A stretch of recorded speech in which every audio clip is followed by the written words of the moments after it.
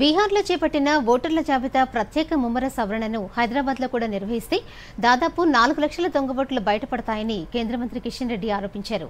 లోక్సభ ఎన్నికల్లో అవకతవకలు జరిగినట్లయితే ఎన్డీఏకు సీట్లు ఎందుకు తగ్గాయని ప్రశ్నించారు. మీడియాతో చిట్చాట్ నిర్వహించిన కిషన్ రెడ్డి తెలంగాణకు మరో 50,000 మెట్రిక్ టన్నుల యూరియాను అందుబాటులోకి తీసుకొస్తున్నట్లు ప్రకటించారు. జూబ్లీహిల్స్ ఉప ఎన్నికల్లో బీజేపీ విజయానికి పక్కా వ్యూహం, ఎంఎంటీఎస్ విస్తరణ, రైల్వే స్టేషన్ల నిర్మాణం వంటి అంశాలపైన స్పష్టతనిచ్చారు. ఈ చిట్చాట్కు సంబంధించి మరిన్ని వివరాలు ప్రత్యేక కథనంలో చూద్దాం. తెలంగాణకు మరో 50 మెట్రిక్ టన్నుల యూరియాను అందుబాటులోకి తీసుకురానున్నట్లు కేంద్ర మంత్రి కిషన్ రెడ్డి పేర్కొన్నారు.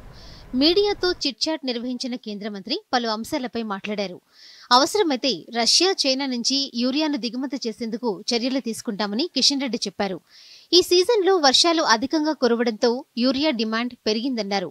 యూరియా బ్లాక్ మార్కెట్లో అమ్మకాలను నియంత్రించేందుకు రాష్ట్ర ప్రభుత్వం చర్యలు తీసుకోవడంలో విఫలమైందని ఆరోపించారు. మైనింగ్ రంగంలో విప్లవాత్మకమైన సంస్కరణలు తీసుకువచ్చామని కేంద్ర మంత్రి కిషన్ రెడ్డి పేర్కొన్నారు. జాతీయ ఖనిజ అభివృద్ధి చట్టం 1955 స్థానంలో కొత్త చట్టాన్ని తీసుకొస్తామని వెల్లడించారు. ఇక నుండి అరుదైన ఖనిజాల తవ్వకాలపై దృష్టి సారిస్తూ స్వయం సమృద్ధిని సాధిస్తామని పేర్కొన్నారు. 32,000 కోట్లతో నేషనల్ క్లినికల్ మినరల్ మిషన్ ప్రారంభించామన్నారు. ఇందులో పరిశోధన, మైనింగ్ కార్యకలాపాల కోసం ఐఐటీలతో సహా విద్యా సంస్థలను కూడా భాగస్వామ్యం చేసినట్లు తెలిపారు. గత ఏడాది విదేశీ మారక ద్రవ్యం ఆదా చేసినట్లు చెప్పారు. రాబోయే రోజుల్లో బొగ్గు, ముడి ఇనుము ఎగుమతుల్లో భారత్ గణనీయమైన స్థాయికి ఎదుగుతుందని ఆశాభావం వ్యక్తం చేశారు. జాంబియా, అజర్బైజాన్ దేశాల్లో ఖనిజ త్రవ్వకాల ప్రాజెక్టులను భారత్ చేపట్టినట్లు పేర్కొన్నారు. జూబ్లీహిల్స్ ఉప ఎన్నికలపై కేంద్ర మంత్రి మాట్లాడుతూ ఈ ఎన్నికల్లో బీజేపీ విజయం సాధించేందుకు పక్కా ప్రణాళికతో ముందుకు వెళుతోందని తెలిపారు. అలాగే యాదగిరిగుట్ట వరకు ఎంఎంటీఎస్ విస్తరణకు సంబంధించి టెండర్స్ ను పిలువబోతున్నామని చెప్పారు. ఎంఎంటీఎస్ రైళ్లలో ఏసీలను ప్రవేశపెట్టాలని యోచిస్తున్నట్లు వెల్లడించారు. వచ్చే ఎన్నికల్లోపు 36 రైల్వే స్టేషన్ల నిర్మాణం పూర్తి చేస్తామని స్పష్టం చేశారు. గత 11 ఏళ్లలో కేంద్ర ప్రభుత్వం తెలంగాణలో చేపట్టిన ప్రాజెక్టులపై త్వరలో ఒక నివేదిక ఇవ్వనున్నట్లు వివరించారు. ఇక బీహార్ ఎన్నికలపై కిషన్ రెడ్డి మాట్లాడుతూ ఎన్డీఏ కూటమి పక్కా వ్యూహంతో ఎన్నికల్లో విజయం సాధిస్తోందని ధీమా వ్యక్తం చేశారు.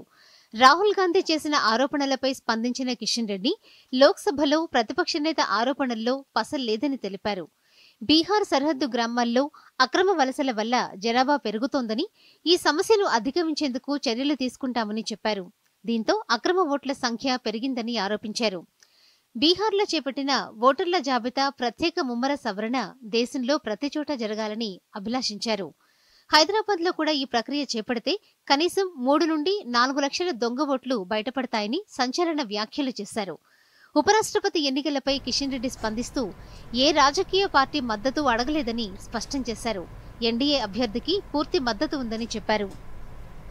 Bureau report, Doordarshan news.